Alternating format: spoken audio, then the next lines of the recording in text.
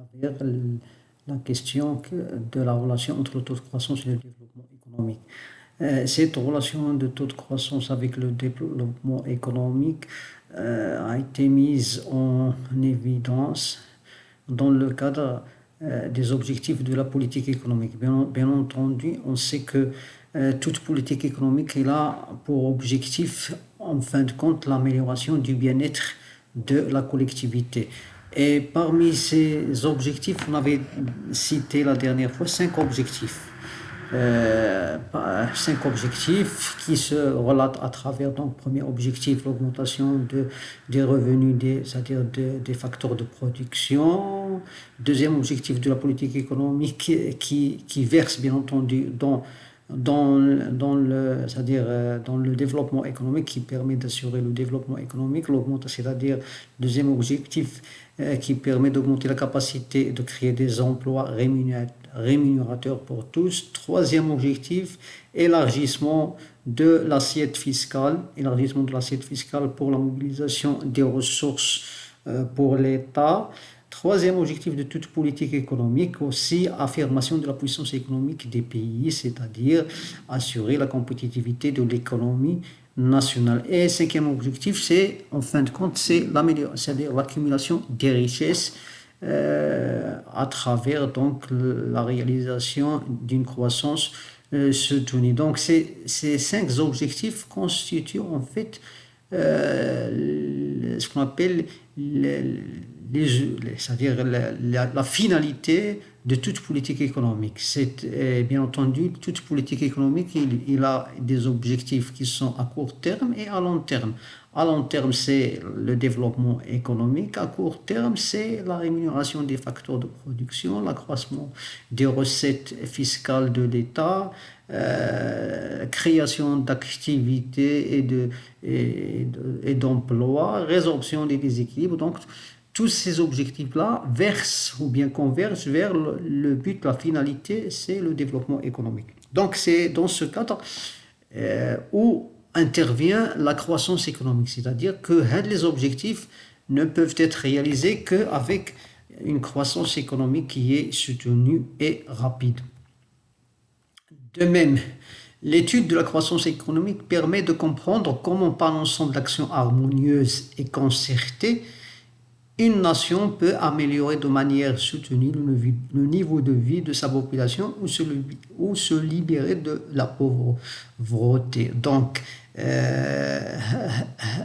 ces actions, donc, concertées et réalisées à travers la politique économique permettent de comprendre l'impact de la croissance sur, donc, le niveau de vie, sur le bien-être de la collectivité.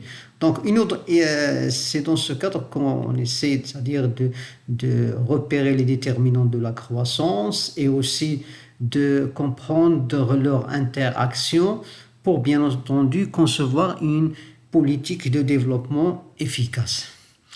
Le taux de croissance et le développement économique, toujours dans ce cadre, on considère que les modèles de croissance économique sont par définition des schémas. Donc ce sont des schémas à l'aide desquels on essaie de mettre en équation la manière dont l'activité économique d'aujourd'hui peut exploiter l'ensemble des voies de développement, que les ressources naturelles, économiques, financières d'un pays permettent d'atteindre. Autrement dit, à l'aide de ces modèles-là, on essaie de mesurer l'impact de telle action c'est-à-dire sur l'état de l'économie. Maintenant, on va passer aux dimensions de développement économique, les différentes dimensions de développement économique. Bien entendu, la croissance économique suppose un accroissement du PIB, alors que le développement tient compte des aspects qualitatifs de la vie. Donc, il suppose dans le long terme une amélioration des indicateurs de bien-être. Donc, le développement économique, en fait, elle est liée à l'amélioration des structures économiques, il est lié à l'amélioration du bien-être humain, il est lié à l'amélioration de la qualité de vie. Donc, généralement, les dimensions qu'on peut retenir à ce niveau-là, en premier lieu, c'est le revenu individuel, c'est-à-dire l'amélioration du pouvoir d'achat, la qualité de l'alimentation, l'accès à l'éducation et à la santé, et aussi les jouissances des droits de base, en quelque sorte, c'est-à-dire les droits de liberté fondamentale. Donc, à ce titre, il ne faut pas donc confondre, comme on a dit, la croissance et le développement.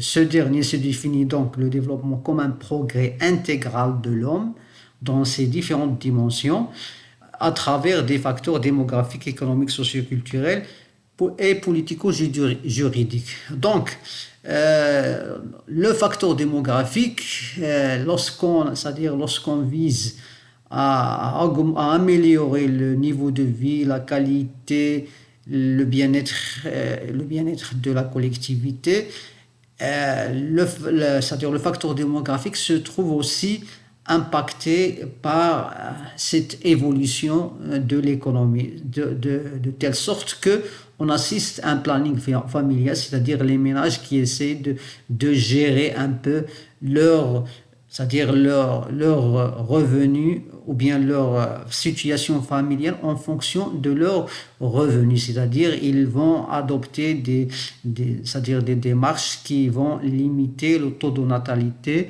bien entendu dans la mesure des possibilités matérielles que le ménage possède. On assiste donc à une gestion, si vous voulez, rationnelle des ressources et aussi de la famille pour améliorer les conditions de la famille, bien entendu. De ce fait, on assiste, c'est-à-dire on s'oriente vers des familles de petit nombre.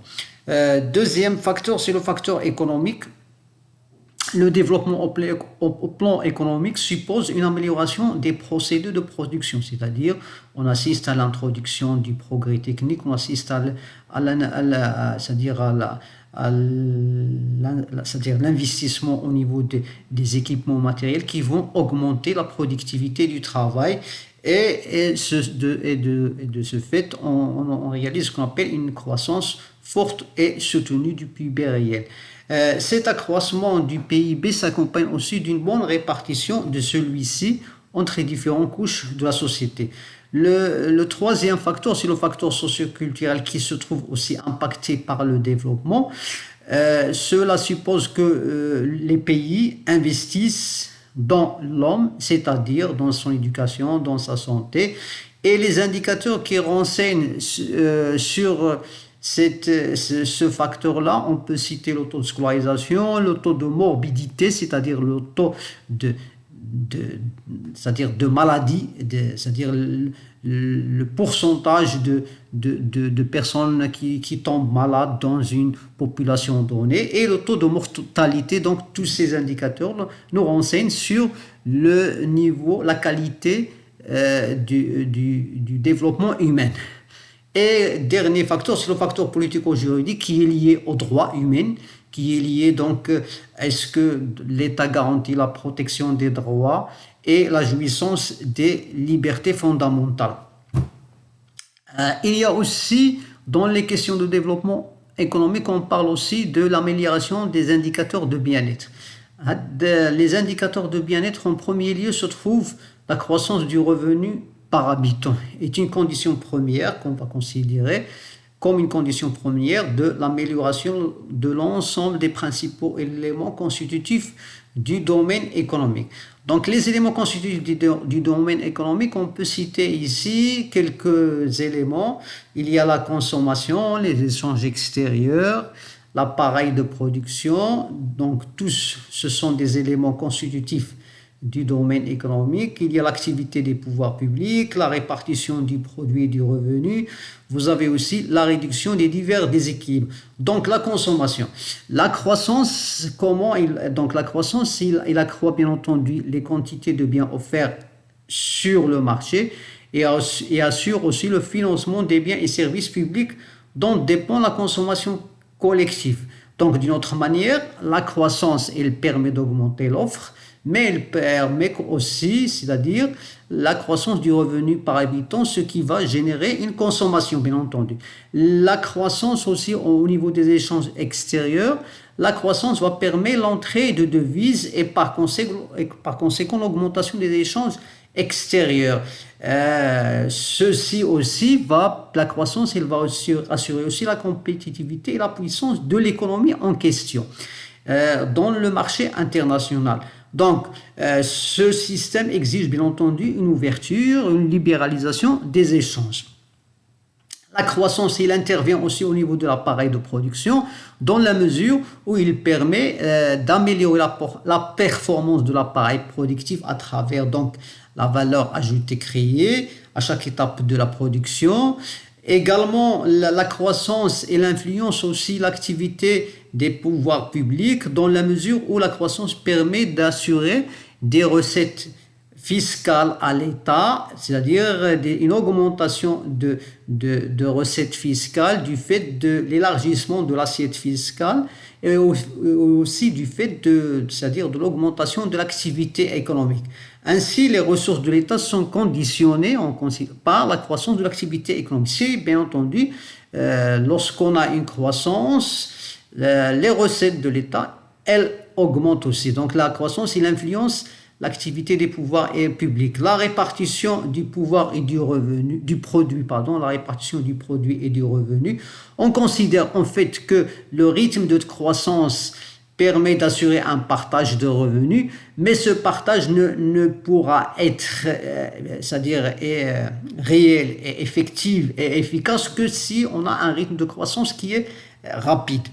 Également, la croissance permet la réduction des divers déséquilibres, que ce soit des déséquilibres au niveau c'est-à-dire au niveau des ressources et au niveau de la répartition des ressources, ou bien les déséquilibres macroéconomiques. La croissance permet de réduire les déséquilibres macroéconomiques. Lorsqu'on a une croissance économique, on a une augmentation des recettes fiscales, ce qui permet de réduire d'une façon le déficit budgétaire. Aussi, ça permet de réduire aussi ce qu'on appelle le déficit de la balance des paiements du fait de l'accroissement des échanges. Donc, la croissance, à travers ces indicateurs, constitue donc un facteur positif qui permet d'améliorer les indicateurs du bien-être. Donc maintenant, on va passer aux théories de la croissance. Les théories de la croissance, dans ces théories de la croissance, on va s'intéresser aux déterminants de la croissance économique, mais selon les écoles de pensée. Dans ce cadre, on a 4 approches qui vont être étudiées. L'approche classique, à travers le rôle de l'accumulation du capital, et l'approche keynésienne, ce qu'on appelle la croissance sur le fil du rasoir, et l'approche néoclassique à travers le rôle de l'épargne. Et en dernier lieu, on va voir le rôle des innovations dans la croissance à travers l'approche de Joseph Schumpeter. Donc rapidement, on va voir ici l'approche classique, le rôle de l'accumulation du capital. L'approche classique, bien entendu, qui est caractérisée par l'apport des 2 auteurs, Adam Smith et David Ricardo. Donc, c'est l'approche classique, il se base sur le rôle de l'accumulation du capital, c'est-à-dire les quantités des instruments de production, l'accumulation des instruments de production qui permettent de réaliser la croissance. Simplement, pour l'approche classique, il aboutit à des conclusions pessimistes en considérant en fait que la répartition du revenu ne va pas assurer à long terme ce qu'on appelle une croissance permanente, mais il va aboutir à long terme à une situation stationnaire. Comment ils expliquent ça? Ils considèrent qu'en fait, l'augmentation de la richesse par tête provient de celle du capital par tête. Et le capital par tête, il provient de l'investissement des capitalistes dans la production à travers l'augmentation du capital. Donc cet investissement-là, il est lié à l'épargne des capitalistes. Et il considère qu'il y a donc, c'est-à-dire qu'il y a trois facteurs de production. Pour les classiques, il y a le facteur travail, le facteur capital et la terre. Le travail, il est rémunéré par le salaire qui correspond au niveau de subsistance. La terre, plutôt, qui est un facteur fixe, il est rémunéré par ce qu'on appelle la rente. La rente, en fait, c'est-à-dire la